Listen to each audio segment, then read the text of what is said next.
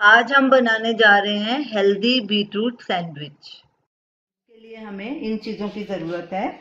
Bread हमने 6 slice लिए, उसकी सारी एजेस काट ली।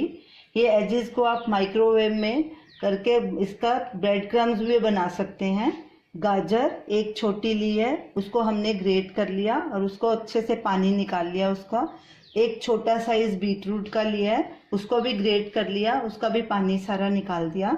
एक छोटा प्याज बारीक कटा हुआ, एक छोटी शिमला मिर्च वो भी बारीक कटी हुई, 4 टेबलस्पून हमने मेयोनीज लिए हैं, 1 टेबलस्पून सॉस लिया है, ऑरिगेनो ½ टीस्पून, नमक 1/4 टीस्पून, काली मिर्च 1/4 टीस्पून। सैंडविच बनाना शुरू करते हैं। एक बोल लेंगे, उसमें सब चीज़ों को मिक्स कर लेंगे। सबसे पहले मेयोनीज डालेंगे, गाजर डालेंगे, प्याज, कैप्सिकम, बीटरूट,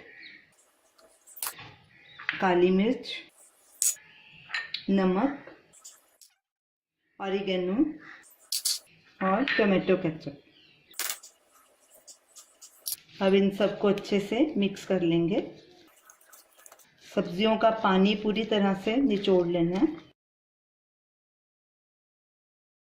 सब्जियों में से पानी इसलिए निचोड़ना चाहिए क्योंकि ब्रेड नहीं तो हमारी गीली हो जाएगी और जल्दी ख़राब हो जाएगी। और एक और बात, जब भी आप सैंडविच बनाएं 2-3 दिन पुरानी ब्रेड लें तो वो ब्रेड ठीक रहती है सैंडविच बनाने के लिए।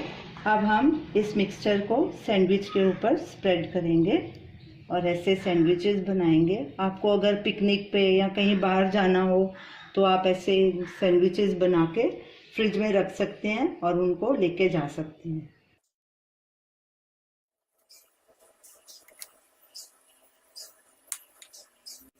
इस सैंडविच के लिए आप बड़ी ब्रेड का भी यूज़ कर सकते हैं और इसी तरह सब सैंडविच हम तैयार कर लेंगे। सैंडविचेस हमारे तैयार हो गए। अब हम इनको बीच में से ऐसे काटेंगे। ये देखिए कितने कलरफुल सैंडविचेस हैं। ये बच्चों को भी बहुत पसंद आएंगे, खाने में भी टेस्टी हैं।